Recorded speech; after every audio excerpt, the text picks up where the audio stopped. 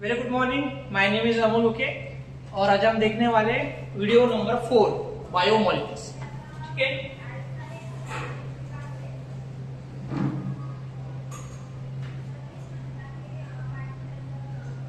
तो बायोमोलिक्यूल्स के अंदर में कौन सा कंटेंट आएगा उसके बारे में थोड़ा इंफॉर्मेशन।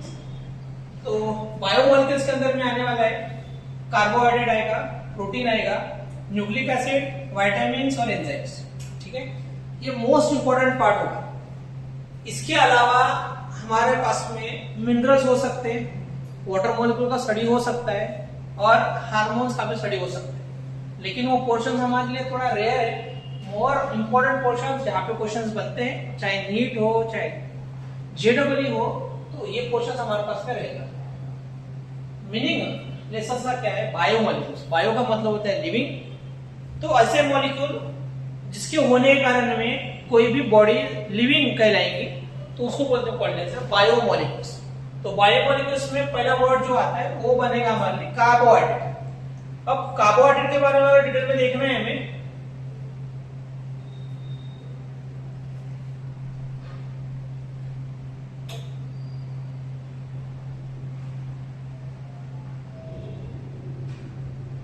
देखते, अगर हमें कार्बोहाइड्रेट के बारे में देखना है तो कार्बोहाइड्रेट का सबसे पहले हमें लेना पड़ेगा डेफिनेशंस।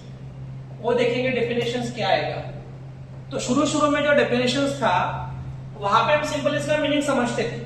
तो मीनिंग क्या आता था? Carbon plus hydrogen. ठीक है, कार्बन बना लिया और हाइड्रोजन बना लिया तो उसको बोलेंगे हम कार्बोहाइड्रेट्स। लेकिन अगर हमने CH4 अगर ले लिया, इसका नाम हमारे लिए बनेगा मीथेन। ये एक हमारा ऑर्गेनिक वाला कंपाउंड है, सभी को पता होगा। लेकिन methane it is not example of carbohydrate. तो इसके चलते जो हमारा फर्स्ट डेफिनेशन था वो हमारा डिस्क्वालीफाई हो गया। ठीक है, फिर हमने इसको मॉडिफाई कर लिया। कार्बन है, हाइड्रोजन है और ऑक्सीजन है, उसको हमने बोल दिया कार्बोहाइड्रेट। अब इसके बेसिस पे हमने एक फार्मूला लिखा था, जैसे ग्लूकोज है, फ्रुक्टोज है, गैलेक्टोज है, टैलोज है, वो हम देखेंगे। लेकिन यहाँ पे दिक्कत क्या था कि सिर्फ ऑक्सीजन ही नहीं, बाकी और भी एलिमेंट इसके अंदर पे रिस्पॉन्सिबल हो सकते हैं, जहां पे हमने क्या बोला? कार्बोहाइड्रेट बोला है। ठीक है, तो हमने एक मॉडिफाइड डेफिनेशंस लेके आए जिसको हमने बोला polyhydroxy aldehyde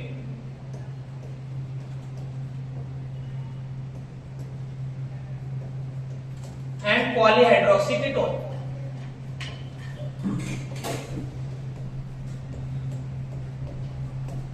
and it's derivatives called as carbohydrates। और एग्जाम्पल ले लिखेंगे हम, हो सकता है ग्लूकोज या फिर आप मान लो फ्रुक्टोज बनेगा। ठीक है, तो यहाँ पे कुछ वर्ड को समझना पड़ेगा हमें। तो वर्ड्स हमारे पास में रहेंगे पॉली। अब पॉली का मतलब निकल के आता है मिनी, और हाइड्रोक्सी का मतलब आ जाएगा OH कंपाउंड, और अल्डिहाइड ये हमारे लिए CHO बनेगा फंक्शनल ग्रुप। ठीक है, अगर OH प्राइमरी फंक्शनल ग्रुप अगर होता तो उसके लिए एंडिंग में हम लिखते हैं OL, मिथेनॉल, इथेनॉल, प्रोपेनॉल। और OH अगर सेकेंडरी होगा तो उसके लिए लिखेंगे हम हाइड्रोक्सी वर्ड। ठीक है, तो OH हमारे लिए सेकेंडरी फंक्शनल ग्रुप है, इसीलिए हमने हाइड्रोक्सी वर्ड यूज कर लिया। तो यहाँ पे भी क्या होगा? पॉली यानी बहुत सारे OH रहेंगे और हमारा फंक्शनल ग्रुप क्या होगा? कीटोन। अगर या फिर इसके डेरिवेटिव्स अगर बनते हैं तो उसको हमने क्या बोल दिया? कार्बोहाइड्रेट बोल दिया। और ये हमारा वेल नोन डेफिनेशन था, जहां पे हमने स्टडी किया है कि हमारे पास में कार्बोहाइड्रेट का एग्जैक्टली डेफिनेशन क्या बनेगा। तो यहाँ पे जो एग्जाम्पल है ग्लूकोज, उसके बारे में हमें स्टडी करना पड़ेगा। हम ग्लूकोज के बारे में स्टडी करेंगे। तो ग्लूकोज के बारे में अगर स्टडी करना है, ग्लूकोज है मेरे पास, तो ग्लूकोज का मॉलिक्यूलर फार्मूला क्या होगा उसके बाद में बाकी स्टडी होगा। तो ग्लूकोज का मॉलिक्यूलर फार्मूला बनेगा C6H12O6। कार्बन है 12, हाइड्रोजन है 12 और ऑक्सीजन है 6। ठीक है, कार्बन 6, हाइड्रोजन 12, ऑक्सीजन 6। तो फार्मूला बनेगा CHO, फिर बनेगा CH2OH। रिमेनिंग कंपाउंड है यहाँ पे OH, ये H, ये OH, ये OH। ये हमारा बनेगा डेक्स्ट्रो कंपाउंड। ठीक है, अब ये कंपाउंड जो आया होगा वो किसके बेसिस पे आया होगा, एक स्केलेटन बनता है इस तरह निमोनिक्स के तौर पे हम बनाएंगे। ये हमारा कार्बन नंबर फर्स्ट होगा, ये कार्बन नंबर 6 होगा, तो ये 1 2 3 4 5 एंड 6। देखो ये जो साइड बनेगी इसको बोलेंगे हम डाउन साइड, तो ये हमारे लिए क्या होगा, ये हमारे लिए बनेगा अप साइड। एक बनेगा डाउन साइड और एक बनेगा अप साइड, ठीक है। अप साइड के अंदर में नंबर कौन सा आ रहा है, 3rd नंबर आ रहा है। डाउन साइड में कौन सा आ रहा है, 2 नंबर 4 नंबर और 5 नंबर पे। तो अगर इसको हम नंबरिंग देकर जाते हैं तो नंबरिंग आएगा ये हमारा 1 2 3 4 5 एंड 6। तो देखो डाउन साइड के अंदर में ये OH है, ये OH है और ये OH। नंबर 2 के ऊपर में, 4 के ऊपर में, 5 के ऊपर में OH कहां पे आ रहा है, डाउनवर्ड साइड में आ रहा है। और अपवर्ड साइड के अंदर में OH कहां पे आ रहा है, कार्बन नंबर 3 के ऊपर में आ रहा है। CHO हमारे लिए प्रायोरिटी के हिसाब से, अगर हमने IPCM का प्रायोरिटी सीक्वेंसिंग देखते हो तो अल्डेहाइड हमारे हिसाब से क्या बनेगा, ये बन जाएगा हमारे लिए फंक्शनल ग्रुप। और ये हमारा क्या होगा, इसको मानेंगे हम secondary functional group, secondary functional group. देखो थोड़ा रियलिस्टिक बनाएंगे इस मॉलिक्यूल को। मान लो तुम्हारे घर में अगर डाइनिंग टेबल है तो डाइनिंग टेबल के ऊपर में सेंटर में कौन बैठेगा, तो यहाँ पे जो भी बैठने वाला रहेगा वो रहेगा हेड ऑफ द फैमिली, ठीक है। जैसे कि यहाँ पे मानेंगे हम CHO। फिर यहाँ पे कौन बैठेगा, यहाँ पे बैठेगा second head of the family, इसको बोलेंगे हम सेकेंडरी फंक्शनल ग्रुप। बाकी सारा चिल्लर पार्ट इधर होगा, ठीक है। अगर यहाँ पे बॉयज है तो इसको अपोजिट में क्या आएंगे, गर्ल्स। यहाँ पे अगर गर्ल्स है तो इसको अपोजिट में क्या आएगा, बॉयज। ये बॉयज है तो ये गर्ल्स होगा, ये गर्ल्स है तो ये बॉयज होगा। सारा चिल्लर पार्ट हम साइड बाय साइड करके रखेंगे। मेन जो ग्रुप होगा एक तो अप पे आएगा और एक डाउन पे आएगा। तो हमने बस ये भी, जैसा हमने डाइनिंग टेबल का एग्जांपल लिया हमारे घर के अंदर में, वही एग्जांपल हमारे पास में यहाँ पे आएगा। यहाँ पे देखो सबसे ऊपर में कौन आएगा, प्राइमरी फंक्शनल ग्रुप। सबसे लास्ट में कौन आएगा, सेकेंडरी फंक्शनल ग्रुप। बाकी HOH, अगर OH के ऊपर में नेगेटिव चार्ज आएगा तो H के ऊपर में चार्ज क्या बनेगा, पॉजिटिव चार्ज। तो हमने बैलेंस कर लिया, नेगेटिव चार्ज को बैलेंस करेंगे पॉजिटिव के चार्ज के साथ में, ये नेगेटिव और पॉजिटिव। अब ये यहाँ पे मेंशन नहीं किया जाता है, समझने के लिए मैंने चार्जेस लिए थे, अब मैं इसको रिमूव कर लेता हूँ, ठीक है। अब यहाँ पे कार्बन नंबर अगर 6 रहेंगे तो हमें देखना पड़ेगा कार्बन नंबर 5, और वो हमारे लिए इंपॉर्टेंट क्यों है वो देखेंगे। तो पहले इसका मीनिंग समझ लेते हैं, ये क्या रहेगा हमारे लिए। ये बनेगा second last carbon atom.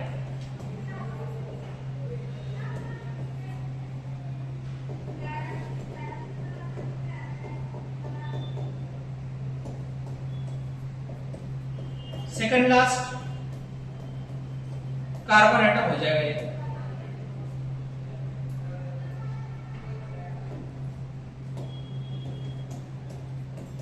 Second last carbon atom.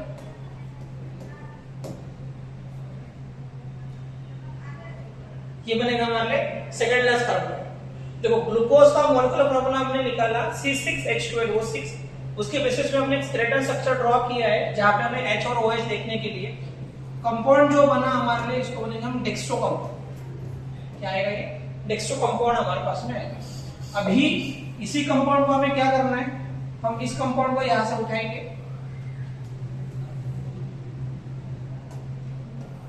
इधर लेके आएंगे। जो हमारे पास कंपाउंड है ये डेक्स्ट्रो ग्लूकोज है। अगर हमें इसका मिरर लगाएंगे तो मिरर लगाने के बाद में क्या आएगा हमारे लिए, तो लियो कंपाउंड बनेगा। तो लियो कंपाउंड के लिए वर्टिकल पोजीशन हम कभी भी चेंज नहीं करते, उसको जैसे का वैसा रखेंगे, ठीक है। और सेंटर में हम क्या लेके आएंगे, ये इस तरह बनाएंगे, 1 2 3 और 6। यहाँ पे होगा H OH और H, ये बनेगा OH H OH और OH। ये बनेगा हमारे लिए लियो कंपाउंड। एक बनेगा डेक्स्ट्रो कंपाउंड और एक बनेगा लियो कंपाउंड। हमें ये पता है, इसके पहले ऑर्गेनिक में हमने पढ़ा हुआ है, डेक्स्ट्रो कंपाउंड लियो कंपाउंड के लिए या फिर लियो कंपाउंड डेक्स्ट्रो कंपाउंड के लिए इसको बोलते हैं इनांशोमर्स, ठीक है। अभी यहाँ पे लिखने की जरूरत नहीं है, हम ऑर्गेनिक में स्टडी करते हैं। डेक्स्ट्रो लियो कंपाउंड एक दूसरे के इनांशोमर्स बनते हैं, और उसके अलावा डेक्स्ट्रो कंपाउंड लियो के और लियो कंपाउंड डेक्स्ट्रो कंपाउंड के लिए ऑप्टिकल आइसोमर्स भी बनते हैं, ठीक है। अब इसके पास में कितना कार्बन दिखाई दे रहा है? 4 कार्बन दिखाई दे रहा है, 1 2 3 4। अब ये चारों कार्बन के ऊपर में हम स्टार कार्बन बनाएंगे। स्टार क्यों बना लेते हैं हम? याद रखना है, स्टार हम इसीलिए बनाएंगे बिकॉज ऑफ ये कायरल कार्बन है। कायरल कार्बन बनेगा तो ये ऑप्टिकली एक्टिव बनेगा। अगर ये कंपाउंड ऑप्टिकली एक्टिव अगर बन जाएगा तो हम यहाँ पे क्या बोलेंगे, जितना ऑप्टिकल एक्टिव रहेगा, अगर 2 to the power 4 होगा तो पॉसिबल आइसोमर इसके कितने निकल के आएंगे? तो 16 different type of optical structures निकल के आएंगे। कितने आएंगे? 16। किसके बेसिस पे है? 2 to the power 4। ठीक है, तो हमारे पास में 16 स्ट्रक्चर बनेंगे ग्लूकोज के लिए। अब हमें क्या करना है, ये तो सारे हमने पहला जो स्ट्रक्चर बनाया है ये स्केलेटन से बनाया, फिर हमारे पास में 2 स्ट्रक्चर आए, एक आया हमारे पास में डेक्स्ट्रो कंपाउंड और लियो कंपाउंड। डेक्स्ट्रो बनेगा या फिर लियो बनेगा, जो भी हमारे पास में कंपाउंड आने वाला है वो किसके बेसिस पे रहेगा? On the basis of second class carbon atom. Colour change करना, on the basis of second class carbon atom ये डिसाइड करने वाला है हमें कि वेदर द कंपाउंड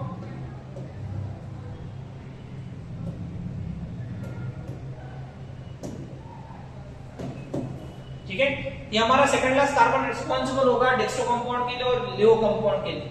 और हमें ऐसा कौन सा रूल है जो हमें डिसाइड करके देगा कि ये हमारे डेक्स्ट्रो और लियो है? हमने 12th क्लास के अंदर में ऑप्टिकल एक्टिविटी के अंदर में कुछ स्ट्रक्चर स्टडी किए थे। वहां पे हमें पता था कि ऑप्टिकल एक्टिविटी जब हम स्टडी करेंगे तो वहां पे समझ में आता है कंपाउंड डेक्स्ट्रो कौन सा है और लियो कौन सा है, लेकिन वो थोड़ा सा लंबा प्रोसेस था। तो हमें क्या करना है, लंबा प्रोसेस को थोड़ा छोटा करना है। तो छोटा करने के लिए हमने क्या किया, यहाँ पे एक रूल लेके आए। कौन सा? उसको बोलेंगे हम फिशर्स प्रोजेक्शन फार्मूला। ये रूल था हमारा, on the basis of Fisher projection formula. और अगर हमें इसके हिसाब से अगर कंपाउंड को अगर आइडेंटिफाई करना है तो देखो कैसा आएगा। शुरू में कंपाउंड हम लिखते थे कार्बन के साथ, ये CHO पहला, फिर लिखते थे हम carbon bonded with carbon, bonded with carbon, ये बनेगा हमारे लिए CH2OH, OH H H OH H OH OH और H। इसका नंबर फटाफट दे देते हैं हम, ये 1 2 3 4 5 और 6। ठीक है, जो हमने कंपाउंड अभी बनाया यहाँ पे, तो फिशर प्रोजेक्शन फार्मूला के हिसाब से क्या होगा, तो जहां पे हमें कार्बन दिखाई दे रहे हैं ना, उसको हमने चेंज कर लिया। साइंटिस्ट ने उसको नलिफाई किया और उन्होंने लिखा क्या, CHO लिखा और फिर डायरेक्ट CH2OH लिखा और फिर बीच में उन्होंने प्लस लगाते गए। जितने कार्बन बनेंगे उतना ही प्लस बनेगा, बाकी अरेंजमेंट एज इट इज होगा, उसमें कोई भी चेंज नहीं है।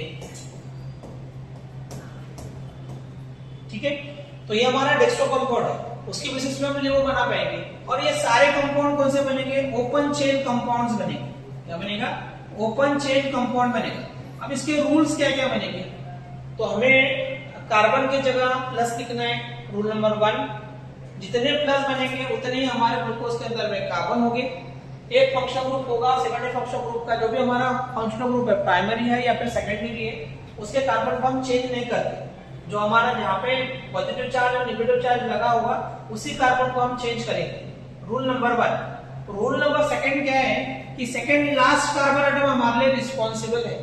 देखो, कार्बन नंबर A3 अगर होगा तो वहां पे हमें सेकेंड कार्बन लेना होता है, लेकिन यहाँ पे हमारे पास में क्या है, सेकेंड लास्ट। हम कभी भी 5th कार्बन या फिर 4th कार्बन नहीं बोलेंगे, हालांकि वो 5th कार्बन आ गया, लेकिन हमें हमेशा याद रखना पड़ेगा ये हमारे लिए क्या होगा, सेकेंड लास्ट कार्बन एटम। अब सेकेंड लास्ट कार्बन एटम जो मेंशन करेगा उसके बेसिस पे हम क्या दे पाएंगे, हम डेक्स्ट्रो कंपाउंड और लियो कंपाउंड दे पाएंगे।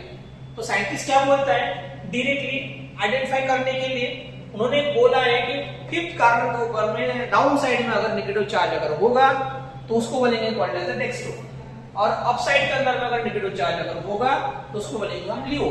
तो यहाँ पे नेगेटिव चार्ज देखो कहाँ पे है, तो डाउन साइड में दिखाई दे रहा है, इसीलिए इसको हमने क्या बोलेंगे हम, ये हमारे लिए होगा डेक्स्ट्रो कंपाउंड। तो लियो कंपाउंड कब होगा, जब हम बोलेंगे अपोजिट साइड में, यानी इसके अपोजिट साइड में, यानी अप साइड में जब नेगेटिव चार्ज बनेगा वो हमारे लिए लियो कंपाउंड बनेगा। तो सबसे इंपॉर्टेंट यही था। और पॉइंट नंबर 3 देखो, हमने क्या किया, कार्बन को रिप्लेस करने के लिए कार्बन को ना लिखते हमने प्लस लिखना शुरू कर दिया, पॉइंट नंबर 1। पॉइंट नंबर 2 था second last,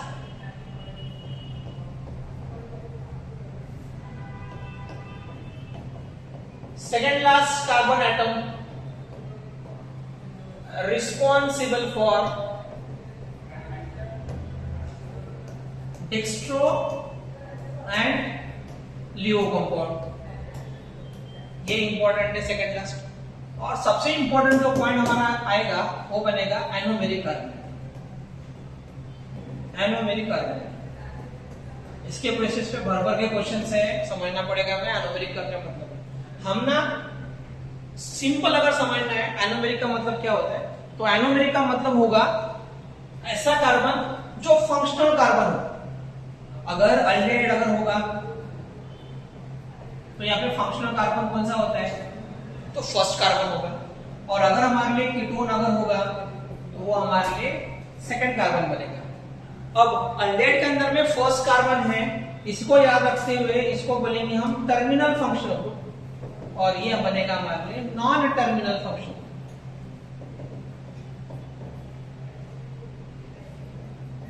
non terminal functional group बनेगा, ठीक है। तो anomeric carbon for ketone second number का बनेगा, एनोमेरिक कार्बन फॉर अल्डिहाइड ये हमारा फर्स्ट बनेगा, जिसको क्या बोलते हैं हम टर्मिनल फंक्शनल ग्रुप मानेंगे, ठीक है। तो according to the Fisher projection formula उन्होंने 3 रूल्स दिए।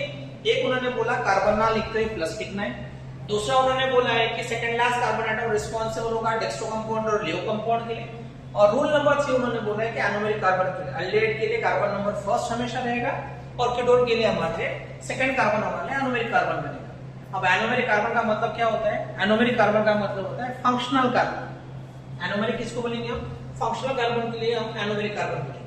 ये तो होगा हमारा, ये तो हमारा हुआ फिशर प्रोजेक्शन फार्मूला। उसके बाद में सेकंड फार्मूला जो आता है उसको बोलते हैं Haworth projection formula. Haworth projection formula. अब हावर्थ प्रोजेक्शन फार्मूला किसको बोलेंगे समझना है। फिशर के बाद में स्टडी करना शुरू हुआ। फिशर जो उन्होंने बोला है कि ग्लूकोज के 2 पार्ट्स हो सकते हैं, समझाने के लिए बोल रहा हूं मैं आपको। 2 पार्ट बनेंगे, एक बनेगा डेक्स्ट्रो एक बनेगा लियो। अब इसके बाद में भी कुछ नहीं था क्या, कुछ था, वो स्टडी करने के लिए हमने क्या ले लिया, Fisher Haworth projection formula. Haworth ने क्या कर लिया, एनोमेरिक कार्बन को इन डिटेल में स्टडी किया। उन्होंने बोला है कि एनोमेरिक कार्बन के ऊपर में हमें अरेंजमेंट देखना है। एनोमेरिक कार्बन में अगर डेक्स्ट्रो अगर होगा H और OH, इसको हम अल्फा मानते हैं, फिर बीटा होगा। लियो में 2, एक अल्फा बनेगा और एक बीटा बनेगा। उन्होंने उसका अरेंजमेंट दे दिया। अल्फा कंपाउंड बीटा कंपाउंड का एग्जैक्ट अपोजिट होता है, ये OH बनेगा ये H बनेगा, ये सेम होगा, यानी ये OH होगा ये H होगा। अपोजिट क्या होगा, H होगा, ठीक है। तो डेक्स्ट्रो के लिए 2 फॉर्म्स लेके आए उन्होंने, अल्फा और बीटा। लियो के लिए 2 फॉर्म्स लेके आए, अल्फा और बीटा। उन्होंने अप साइड में क्या है वो मेंशन कर लिया और डाउन साइड में क्या लिखना है वो मेंशन कर लिया। और ये किसके लिए रिस्पॉन्सिबल था, हावर्थ प्रोजेक्शन फॉर्म के लिए। उन्होंने एनोमेरिक कार्बन को, anomeric carbon atom use for किसके लिए, अल्फा और बीटा कार्बन से, ठीक है।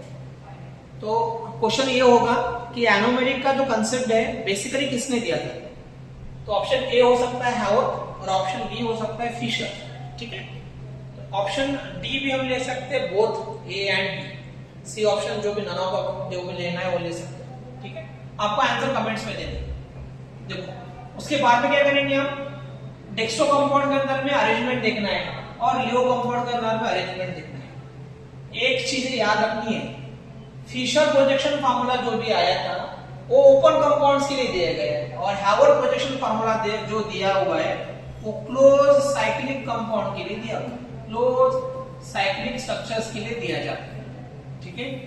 तो एक तो बनेगा हमारे पास में ओपन चेन कंपाउंड और दूसरा बनेगा क्लोज चेन कंपाउंड। अब इसकी बेसिस पे हमें क्लोज चेन पहले बनाना पड़ेगा। तो हमारे पास में ओपन चेन कंपाउंड थे। ओपन चेन कंपाउंड कैसे थे, तो ओपन चेन कंपाउंड थे हमारे पास में इस तरह, CHO था, फिर CH2OH था, OH और H, OH और H, H और OH, OH और H। तो हमने इसको क्या कन्वर्ट करेंगे, ग्लूकोपायरानोज के अंदर में कन्वर्ट करेंगे हम इसको, ठीक है। एक कार्बन होगा, अब हमें ये समझ में आएगा कार्बन नंबर फर्स्ट, ये carbon number second, third, fourth, fifth और ऊपर में क्या आएगा 6, ये 6 कार्बन आ गए। अब हमें क्या करना है, इसके ऊपर में अपवर्ड में और डाउनवर्ड में फिलिंग करना है, ये अपवर्ड और डाउनवर्ड फिलिंग होगा। अब ये फर्स्ट कार्बन है, ग्लूकोपायरानोज बोला जाएगा इसको। अगर ये ग्लूकोपायरानोज होगा तो कार्बन नंबर फर्स्ट बोलो क्या होगा, ये कार्बन नंबर फर्स्ट हमारे लिए होगा एनोमेरिक कार्बन एटम। क्या होगा, anomeric carbon atom. Second up down up down up down, और यहाँ पे हम लिखते नहीं है, ये CH2OH होगा, तो यहाँ पे सिंपली हम लिखेंगे CH2OH। अब देखो ये सेकेंड कार्बन हमारे पास में डाउन साइड में OH है, अप साइड में H है। थर्ड कार्बन के लिए अप साइड के अंदर में OH है, डाउन साइड के अंदर में H है। फोर्थ कार्बन में अप साइड में H है, डाउन साइड में OH, ठीक है। तो हमें लेना क्या था, सेकेंड लास्ट कार्बन एटम लेना था। ये काय के लिए रिस्पॉन्सिबल था, डेक्स्ट्रो कंपाउंड और लियो कंपाउंड के, और फर्स्ट कार्बन काय के लिए था, अल्फा कंपाउंड के लिए और बीटा कार्बन कंपाउंड्स के लिए रिस्पॉन्सिबल, ठीक है। ये हमारे लिए कार्बन नंबर फर्स्ट हम जिसको बोलेंगे। अब हमें ये तो बन गया डी ग्लूकोपायरानोज, डी ग्लूकोपायरानोज। अब डी ग्लूकोपायरानोज को हमें चेंज करना है किसके अंदर में, अल्फा के अंदर में, और फिर करेंगे हम बीटा डी ग्लूकोपायरानोज। तो अल्फा कब आएगा, तो हमने इसके पहले भी देखा था। अगर मानो देखो डेक्स्ट्रो के अंदर में 2 वेरिएशंस था, हमने क्या लिखा था, एक था H, नीचे था OH, ये अल्फा, OH और H ये था हमारे लिए बीटा। हमें लिखना क्या है, हमें लिखना है अल्फा। तो अल्फा के लिए स्ट्रक्चर क्या बनेगा, देखो अल्फा के लिए H ऊपर बनेगा और OH नीचे बनेगा, ये बनेगा हमारा अल्फा डी ग्लूकोपायरानोज। अगर हमें बीटा के बारे में देखना है तो देखो बीटा कैसे आएगा, इधर ले लेता हूं, कंफ्यूज ना हो जाए। तो इसको मैं इस तरह चेंज करूंगा,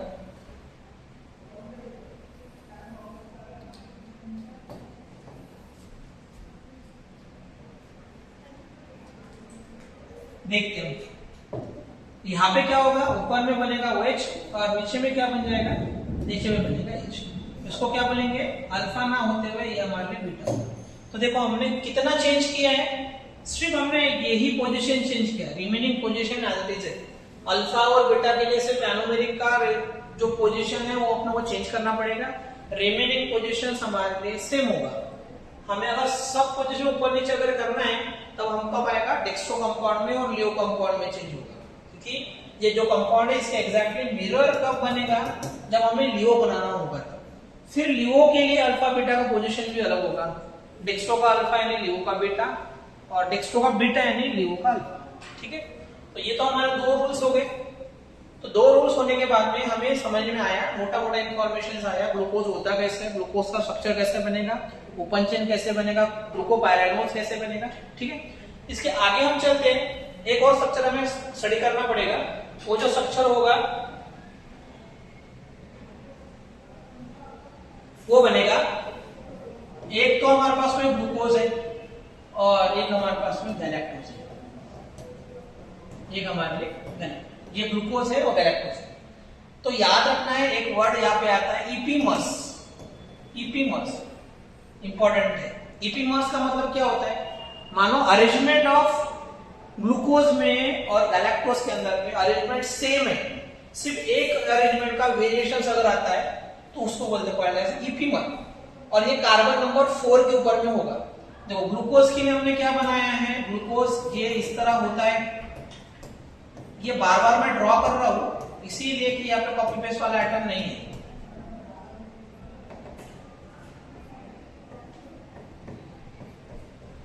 ठीक है, ये हमारा होगा डी ग्लूकोज। अभी डी ग्लूकोज अगर रहेगा उससे हमारे पास में डी गैलेक्टोज अगर बनाना है तो हम क्या करेंगे, पोजीशन नंबर 4 को चेंज करके आएंगे। पोजीशन नंबर 4 चेंज होगा और ये वाला इस पोजीशन को चेंज करना पड़ेगा। तो हमारे पास में नया स्ट्रक्चर कौन सा आएगा, देखो तो नया स्ट्रक्चर आते हुए क्या आएगा, CHO as it is, then CH2OH as it is, then OH H as it is, H बनेगा, यहाँ पे OH बनेगा। बाकी सारा सेम है, बाकी सारा सेम है। तो एक जगह पे डी, तो ये हमारे लिए क्या बनेगा, डी गैलेक्टोज होगा। तो यहाँ पे भी हमें क्या समझ में आ रहा है, कार्बन नंबर 4 के ऊपर में वेरिएशन है।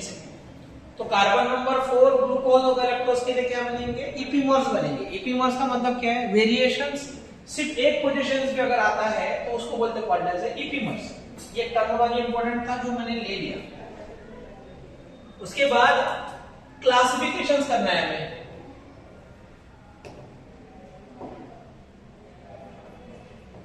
क्लासिफिकेशंस ऑफ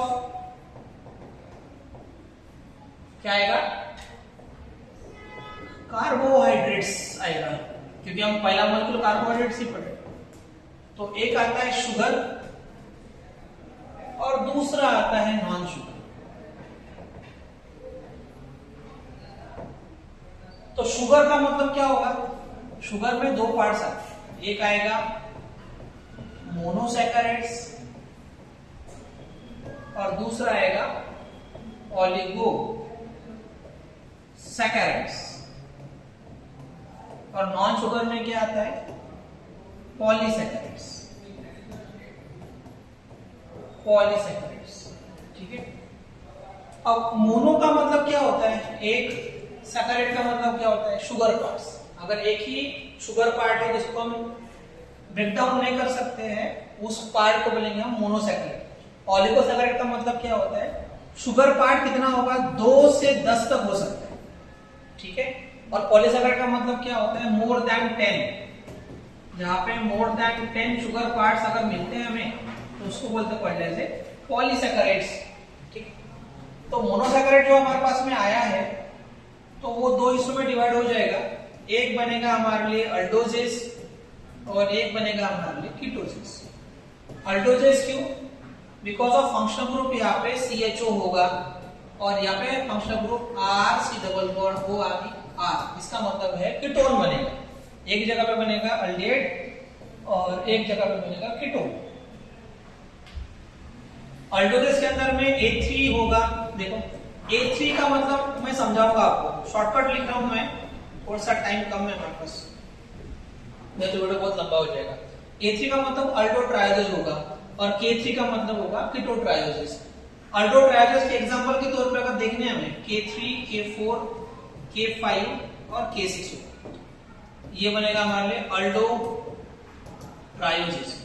क्वेश्चन हमारा ये है कि अल्डोजेस के जब हमने क्लासिफिकेशन किया, वहां पे हमने पहला मेंबर कौन सा ले लिया, अल्डोट्रायोज ले लिया। हम अल्डोट्रायोज भी तो ले सकते थे लेकिन हमने लिया नहीं है, तो हम क्यों नहीं अल्डोट्रायोज वगैरह लेंगे, ठीक है। तो अल्डोट्रायोज का फटाफट एग्जांपल लिखेंगे, थोड़ा फास्ट करेंगे हम। अल्डोट्रायोजेस का एग्जांपल के लिए हम A3 बोलेंगे। तो हर किसी का एग्जांपल देखो क्या आएगा, ये बनेगा हमारा ग्लिसरॉल्डिहाइड और ये डाइहाइड्रोक्सी एसिड,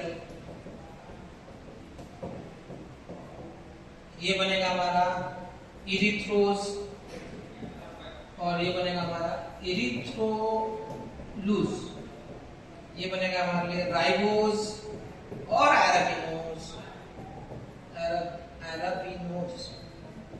और ये बनेगा राइबोलूज, ये बनेगा हमारे लिए ग्लूकोज और ये बनेगा हमारे लिए फ्रुक्टोज। ये सारे एग्जांपल्स हैं।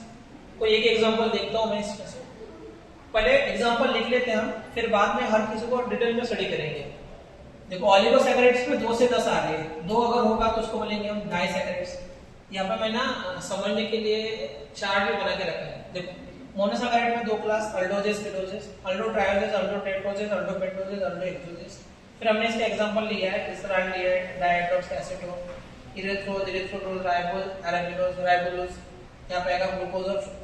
फिर ओलिगोसैकेराइड के अंदर में क्लासिफिकेशन हमारे पास में पहला बनेगा डाइसैकेराइड, दूसरा ट्राइसैकेराइड, टेट्रा, पेंटा, हेक्सा, हेप्टा, ऑक्टा, मोनो और डेका। और ये मीथेन का बेसिक नंबर जब हम देखते हैं, अल्केन के जब बेसिक नंबर देखते हैं तब हमें दिखाई देता है। डाई का मतलब होता है 2 रिपीटेड नोड होना चाहिए हमारे पास में। तो इसके एग्जांपल अगर देखने वाले हैं, सभी के बेसिस पे क्वेश्चंस आए हुए, तो इसलिए हमें एग्जांपल पूरे लिखने पड़ेंगे। ये होता है सुक्रोज, जिसको हम टेबल शुगर बोलते हैं या फिर नॉर्मल खाने की शुगर, ये सुक्रोज है। दूसरा हमारे पास में लैक्टोज है, और तीसरा हमारे लिए माल्टोज है। ठीक है, ट्राइसैकेराइड में राफिनोज आता है, स्टैच्यूज आता है इसके अंदर में, टेट्रा के अंदर में, पॉली के अंदर में स्टार्च आता है। स्टार्च में दो पार्ट्स आता है, एक आता है अमाइलोज और दूसरा आता है अमाइलोपेक्टिन। ठीक है, या फिर सेलुलोज भी आप ले सकते हो, गम्स है, रेजिन है, ये भी आएगा, गम है, रेजिन है, पॉलीमर्स है, वो भी पार्ट हमारे लिए पॉलीसैकेराइड्स के अंदर में आता है। अब हमने सभी को देखा है, सुक्रोज देखा हुआ है, यहाँ पे लैक्टोज देखा है, माल्टोज देखा है, ये डाइसैकेराइड्स का है और ये हमारे लिए नीट के लिए बहुत इंपॉर्टेंट है, यहाँ से क्वेश्चन बने कार्बोहाइड्रेट्स के अंदर। ठीक है, और अभी जो क्वेश्चन बनने जा रहे हैं लेटेस्ट के तौर पे, ये हमारा अमाइलोज, अमाइलोपेक्टिन और सेलुलोज का लिंकेज पूछते हैं कितना वाटर सोलुबल है कि वाटर इनसोलुबल है, कौन सा वाटर सोलुबल होगा, कौन सा ब्रांचिंग होगा, किसके अंदर में ब्रांचिंग लिंकेज है, किसके अंदर में कंटिन्यू लिंकेज है, कौन 1,4 लिंकेज के साथ में रहेगा, कौन 1,6 के साथ में रहेगा, ये सारा इंफॉर्मेशन के बेसिस पे क्वेश्चन आता है। तो वो पार्ट हमारा कौन सा बनेगा, अमाइलोज, अमाइलोपेक्टिन और सेलुलोज वाला, और इधर वाला पार्ट होगा नेट और जेडब्ल्यू के लिए सुक्रोज, लैक्टोज और माल्टोज वाला। क्लासिफिकेशन ओवरऑल आता है 12 क्लास के अंदर में, वो तो हमें भी बोलने की जरूरत नहीं होगा, समझते। पार्ट कौन सा है हमारे लिए, तो अल्डोट्रायोजेज है। तो अल्डोट्रायोजेज के अंदर में क्या होगा, अल्डोट्रायोजेज के अंदर में हमने A3 देखा है, तो इसको बोला हमने ग्लिसरॉल्डिहाइड। ठीक है, थोड़ा फास्ट फॉरवर्ड करके देख लेना क्योंकि इसका ज्यादा इंपॉर्टेंस नहीं है हमारी। तो ऊपर में आता है CHO, फिर नीचे आएगा CH2OH, ये आएगा OH और ये बनेगा H, ये बनेगा ग्लिसरॉल्डिहाइड। अगर उसके लिए राइबोज अगर हमें निकालना है, सॉरी इरेथ्रोज अगर निकालना है, तो इसके अंदर में CHO बनेगा, ये बनेगा OH, ये बनेगा H, ये बनेगा OH, ये बनेगा H, यहाँ पे आएगा CHO। ठीक है, या फिर आप इसको कंबाइन भी लिख सकते हो, CHO लिख दो, फिर यहाँ पे आएगा CH2OH और ये OH है, ये H कितने बार है, 2 बार, यहाँ पे कितना है, 1 बार है। तो ये 2, 3, 4, तो ये हमारे पास में A4 का एग्जांपल बनेगा, ये हमारे लिए A3 का एग्जांपल बनेगा। A5 का एग्जांपल देखो क्या बनता है, तो A5 का बनता है अल्डोपेंटोजेस, राइबोज बनता है, उसके लिए क्या आएगा, CHO आएगा, COH और H कितने बार, 3 बार, और ये आएगा CH2OH। कुल मिला के कितने कार्बन है, 5 कार्बन। और हमारे पास में A6 का एग्जांपल लिखना है, तो ग्लूकोज का हमने स्ट्रक्चर लिया हुआ है, लेकिन और ले सकते हो आप, ये C बनेगा, ये OH और ये H/4 बनेगा, और यहाँ पे CH2OH बन जाएगा। ठीक है, इस तरह हमारे पास में A3, A4, A5 और A6 का स्ट्रक्चर बनेगा। ये होगा हमारे अल्डोजेज वाला। ठीक है, आगे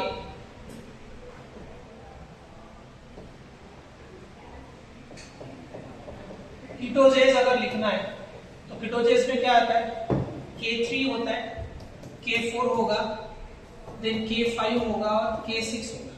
ठीक है, यहाँ पे क्या करेंगे हम, CH2OH, फिर बनेगा C डबल बॉन्ड और CH2OH, इस तरह ये बनेगा हमारे पहले। दूसरा क्या होता है, ये होगा CH2OH, फिर बनेगा C डबल बॉन्ड O, फिर अगेन COH और H होगा, और यहाँ पे बनेगा CH2OH। कीटो पेंटोजेस में क्या होगा, CH2OH होगा, C डबल बॉन्ड O होगा, यहाँ पे अभी COH और H वाले कितने ग्रुप बनेंगे, 2 ग्रुप बनेंगे, और ये बनेगा CH2OH। और लास्ट वाला जो कंपाउंड है फ्रुक्टोज का अगर निकालना है, CH2OH होता है, ये C डबल बॉन्ड O होगा इस तरह, और COH और H ये बनेगा 3 बार, और यहाँ पे बनेगा CH2OH। ऐसे मिला के हमारे पास में 4 कंपाउंड बनेंगे, हम इसको ऐसे डिवाइड कर पाएंगे। अब मेन जो क्वेश्चन है हमारे पास में वो बनेगा डाइसैकेराइड्स।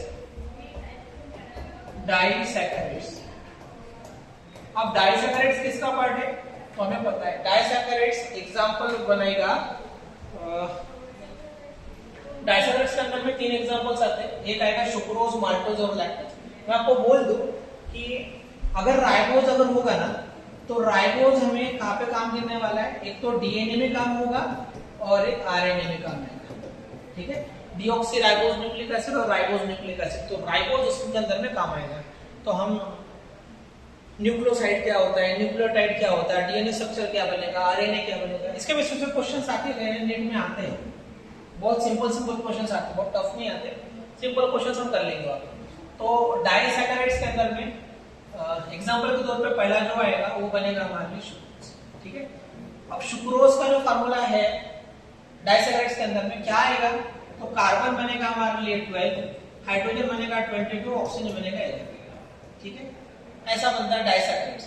अब डाइसैकेराइड्स के अंदर में अगर हमने एक मॉलिक्यूल अगर H2 अगर डाल दिया है, ठीक है, और हमने इनवर्टेज अगर बनाया है, इनवर्टेज अगर हमने लगाया, इनवर्टेज के अंदर में AAC आता है, और AAC का मतलब होता है एंजाइम। जब कभी भी AAC लगेगा ये हमारे लिए एंजाइम होगा। तो in the presence of enzymes हमारे पास में रिएक्शंस क्या हो जाएगा, देखो कार्बन जितने उतने रहेंगे, हाइड्रोजन 2 बढ़ जाएंगे, हाइड्रोजन बनेगा 24 और ऑक्सीजन कितना बनेगा 12, इतना बना।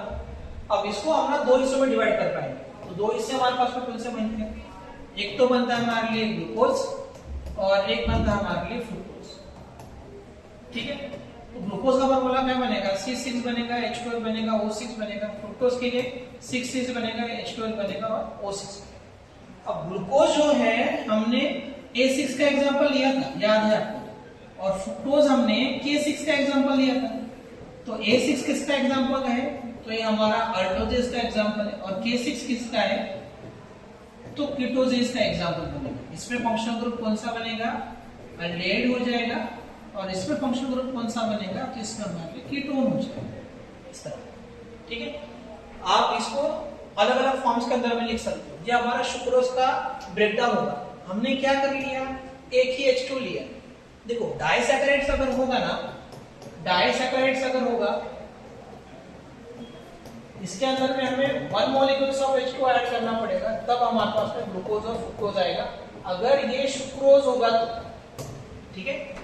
दूसरा मॉलिक्यूल क्या हो सकता है, सेकंड मॉलिक्यूल अगर लेना है हमारे पास, अगर हमने लैक्टोज अगर लिया, उसके अंदर हमने H2 अगर ऐड कर लिया, और लैक्टेज एंजाइम्स के तौर पे देखो क्या हो जाएगा, लैक्टोज का भी फॉर्मूला सेम ही होगा, कौन सा, कार्बन 12 है, हाइड्रोजन 22 है और ऑक्सीजन 11 है, इस तरह, ठीक है।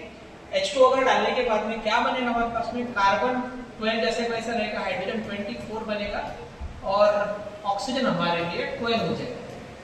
तो ये जो फॉर्मूला आया ना, इससे हमारे पास में 2 मॉलिक्यूल्स मिलते हैं, बस कौन से मिलेंगे, तो एक बनेगा हमारे लिए ग्लूकोज और एक बनेगा हमारे लिए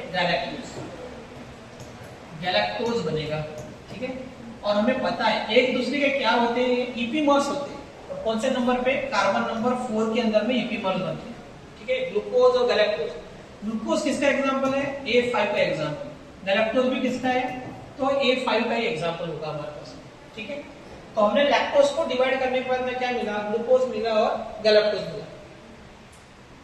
तो हमारे पास में थर्ड है, कौन सा बनेगा, हमारे लिए होगा माल्टोज।